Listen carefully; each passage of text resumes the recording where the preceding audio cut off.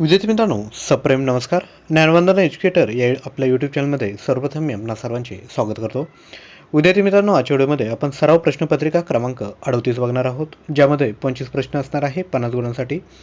विद्यार्थ्यांना व्हिडिओ सुरुवातीपासून शेवटपर्यंत अगदी मन लावून बघायचा आहे. ज्याही गोष्टी इम्पॉर्टंट वाटतील त्या लगेचच नोटबुकमध्ये नोट डाऊन करून घ्या.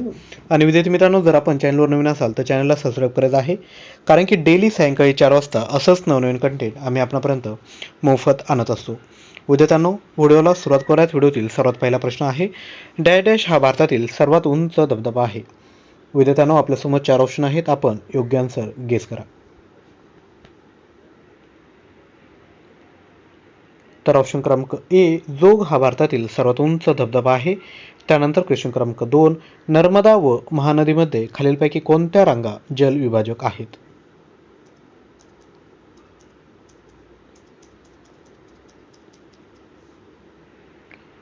तर ऑप्शन क्रमांक सी, फक्त मैकल हे या प्रश्नाचं योग्य उत्तर आहे.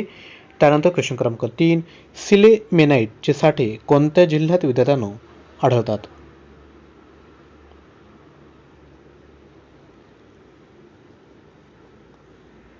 तर ऑप्शन क्रमांक ए, गोंदिया हे या प्रश्नाचं योग्य उत्तर असणार आहे. त्यानंतर क्वेश्चन क्रमांक 4, महाराष्ट्रातील सर्वात मोठी नदी प्रणाली कोणती आहे.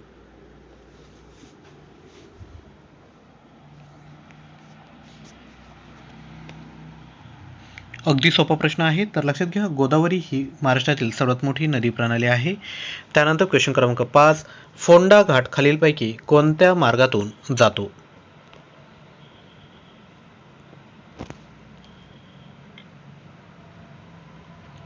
तर ऑप्शन क्रमांक ब, कोल्हापूर पणजी हे या प्रश्नाचं योग्य उत्तर असणार आहे. त्यानंतर क्वेश्चन क्रमांक 6, अष्टांग मार्गाचा आचरणासाठी पंचशील ही तत्वे कोणी सांगितलेली आहे.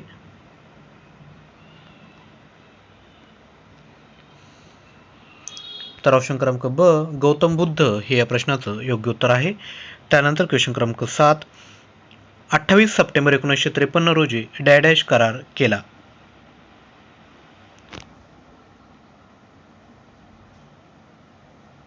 तर 28 सप्टेंबर 1953 रोजी विद्यार्थ्यांनो नागपूर करार करण्यात आलेला होता. त्यानंतर क्वेश्चन क्रमांक 8, संयुक्त महाराष्ट्र आंदोलनावेळी डॅश या केंद्रीय अर्थमंत्र्यांनी राजीनामा दिलेला होता. 4 ऑप्शन आहेत, योग्य आन्सर गेस करा.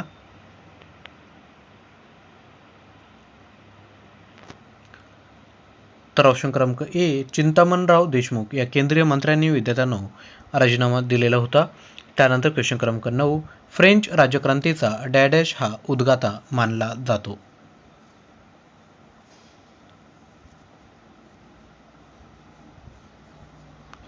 तर ऑप्शन क्रमांक ए, रुसो हे या प्रश्नाचं योग्य उत्तर आहे. त्यानंतर क्वेश्चन क्रमांक 10, हा सातवाहन घराण्याचा संस्थापक आहे.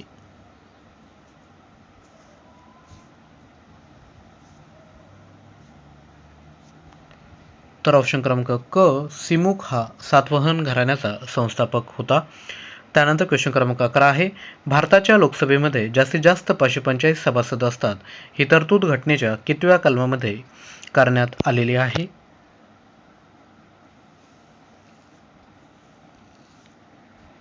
तर ऑप्शन क्रमांक सी, कलम 81 मध्ये ही तरतूद करण्यात आलेली होती. त्यानंतर क्वेश्चन क्रमांक 12, शेषाधिकार यांची तरतूद भारतीय राज्यघटनेच्या पुढीलपैकी कोणत्या कलमामध्ये करण्यात आलेली आहे.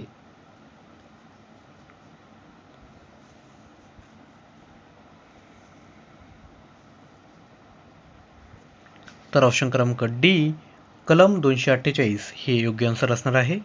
त्यानंतर क्वेश्चन क्रमांक 13, अतिरिक्त न्यायालयांची स्थापना करण्याचा संसदेचा अधिकार कोणत्या कलमामध्ये नमूद आहे.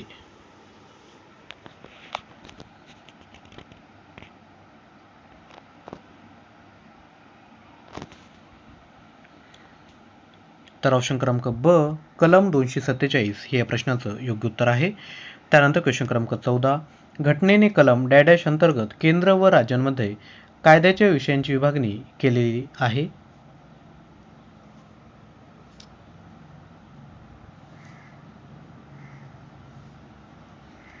तर ऑप्शन क्रमांक ए, कलम 246 हे योग्य आन्सर असणार आहे.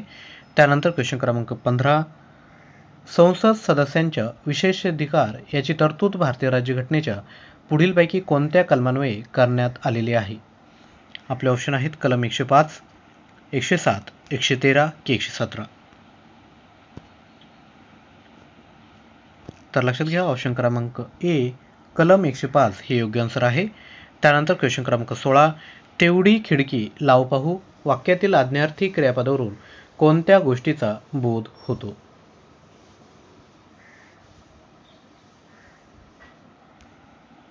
तर ऑप्शन क्रमांक ब सौम्य आज्ञा हे या प्रश्नाचं योग्य उत्तर आहे. त्यानंतर क्वेश्चन क्रमांक 17, तारा 10वीच्या बोर्डात पहिली आली वाक्यातील तारा या शब्दाची जात ओळखा.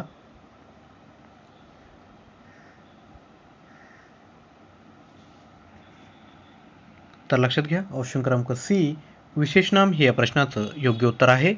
त्यानंतर क्वेश्चन क्रमांक 18, मराठीत सर्वनामाचे एकूण किती प्रकार आहेत?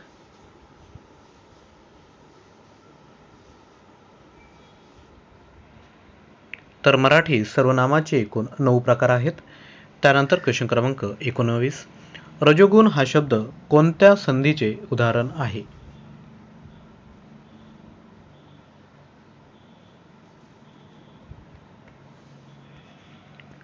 तर रजोगुण हा विद्यार्थ्यांनो ऑप्शन क्रमांक सी विसर्ग संधीचे उदाहरण आहे. त्यानंतर क्वेश्चन क्रमांक 20, त्याच्या नाकाला धार लागली आहे वाक्यातील विभक्ती व कारकार्थ ओळखा.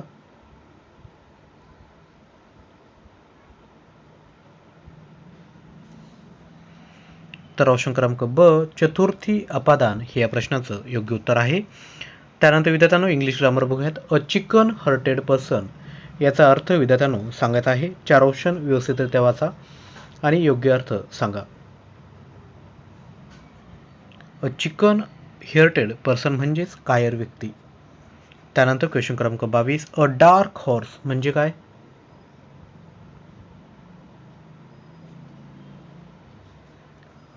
अ डार्क हॉर्स म्हणजेच अप्रत्याशित विजेता. त्यानंतर क्वेश्चन क्रमांक 23, अ कोल्ड शोल्डर म्हणजे काय?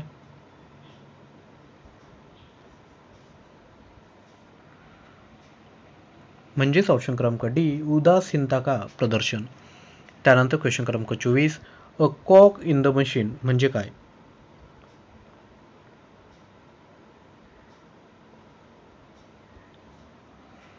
तर लक्षात घ्या, ऑप्शन क्रमांक ए कार्य के लिए आवश्यक लेकिन कम महत्व का. त्यानंतर क्वेश्चन क्रमांक 25, अ क्लोज मॅन म्हणजे काय?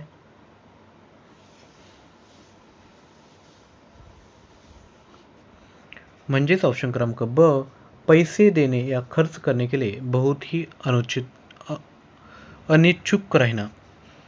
तर विद्यार्थ्यांनो या पद्धतीने आपण एकूण 25 प्रश्न बघितलेले आहेत. तुमच्यासाठी होमवर्क म्हणून एक प्रश्न आहे. 28 सप्टेंबर 1953 रोजी कोणता करार करण्यात आला होता? विद्यार्थ्यांनो या प्रश्नाचं उत्तर आपण खाली कमेंट करायचं आहे. तसंच विद्यार्थी मित्रांनो व्हिडिओला लाईक करा, जास्तीत जास्त शेअर करा आणि चॅनलवर नवीन असाल तर लगेचच विद्यार्थ्यांनो चॅनलला सबस्क्राईब करायचं आहे. तसंच विद्यार्थी मित्रांनो चालू घडामोडींचा सराव करण्यासाठी करंट अफेअर्स मराठी हे जे आपलं टेलिग्राम चॅनल केलं आहे त्यालाही तुम्ही जॉईन करायचं आणि या आधीचे जेवढेही प्रश्न आहेत विद्यार्थ्यांनो ते सर्व प्रश्न विद्यार्थ्यांनो आपण सोडवायचे आहेत. तर विद्यार्थ्यांनो स्पर्धा परीक्षांचा अभ्यास करताना स्वतःवर विश्वास ठेवा, प्रामाणिकपणे प्रयत्न करत राहा. लक्षात घ्या, तुम्हाला यश नक्कीच भेटेल.